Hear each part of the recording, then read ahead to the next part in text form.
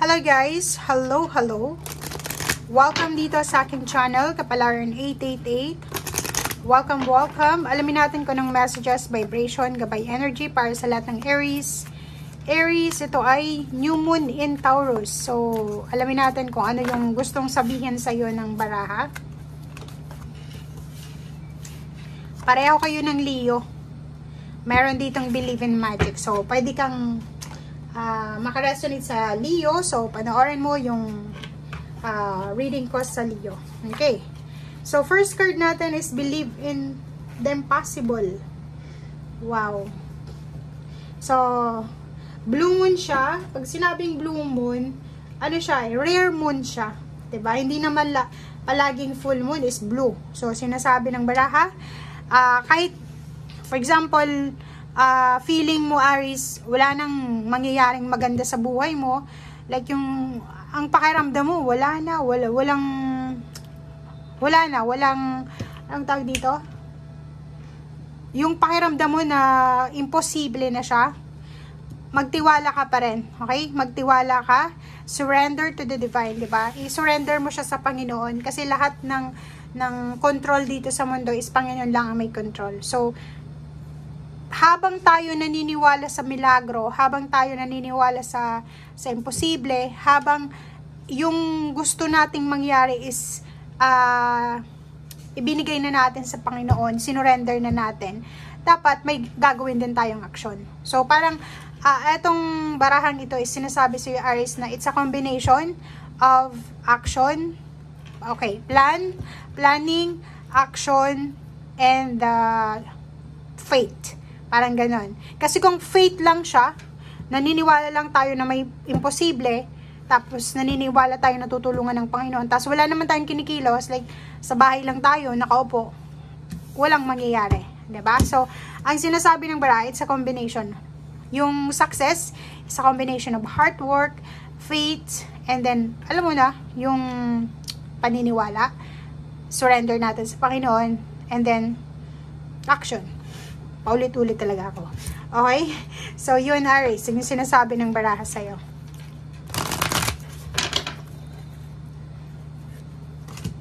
Okay. Next card natin. Oh, 5 cards. First quarter moon in Pisces. Honor your feelings and know your love. Mayroon ditong mga Aries na medyo feeling nila, nadidepress sila. Pag may yung depression, di ba, na pakiramdam mo or wala ka nang pakialam sa ibang tao, wala ka nang pakialam sa nangyayari sa buhay mo, kung may anxiety ka naman, lahat ng nakikita mo parang nagigilty ka or parang alam mo yun na apektado ka. So dito, kung malungkot ka, honor your feelings. Kung malungkot ka, di ba? Hindi mo dapat na dayain yung emotion mo na mas kailangan magsaya. Okay? You know your love. Sinasabi ng barahan na huwag mong aalisin yan sa sarili mo na paniwalaan na may mga taong sumusuporta sa'yo. If may parents ka pa, you're very, very blessed dahil may parents ka pa. Na kahit itatuwa ka ng buong mundo, may parents ka na mamahalin ka or nagmamahal sa'yo. Oh, diba?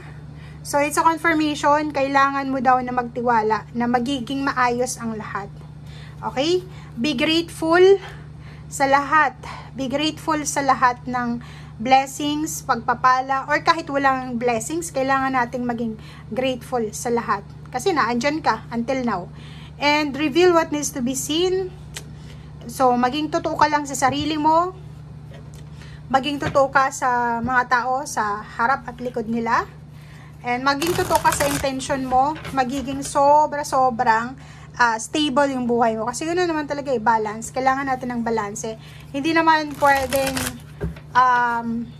walang nagiging successful doon sa pagiging scammer, 'di ba? So, dapat totoo tayo. Okay? Empress.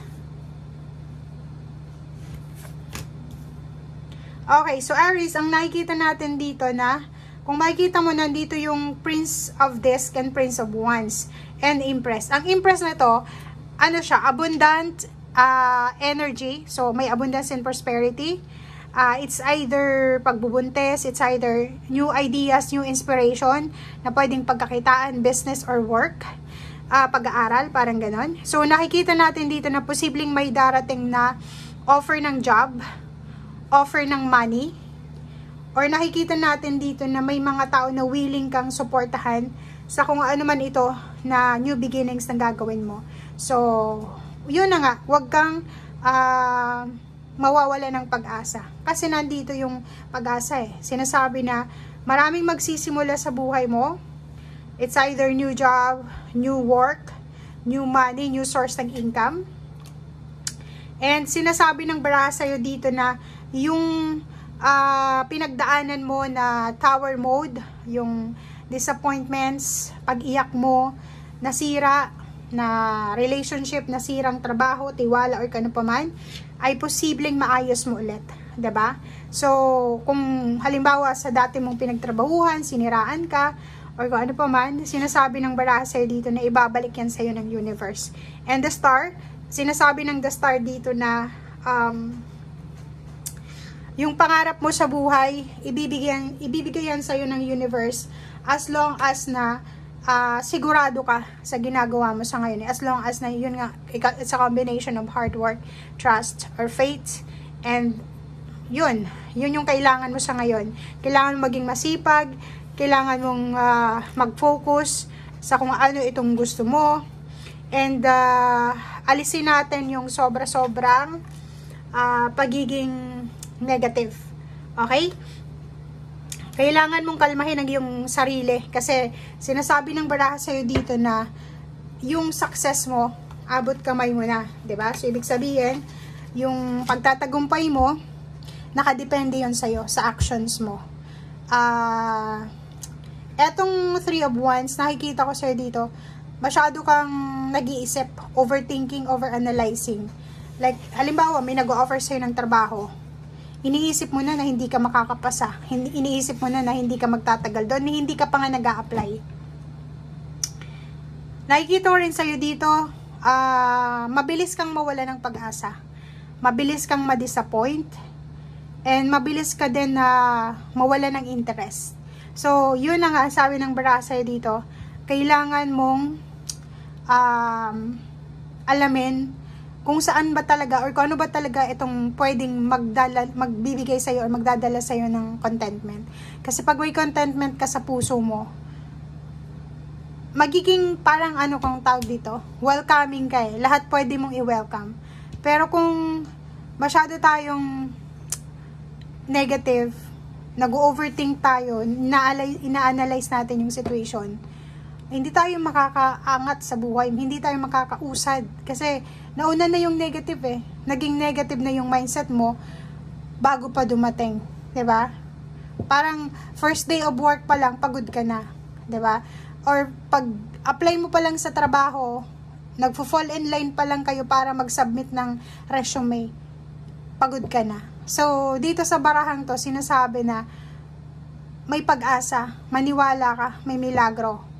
Pero, kailangan din na hindi lang puro milagro yung paniniwala. Dapat maging matyaga din tayo, maging masipag tayo. Kasi yung pangarap natin, nasa kamay natin yun. Hindi yun i-offer sa atin nang wala tayong gagawing action. Okay? So, thank you guys and see you again. Bye!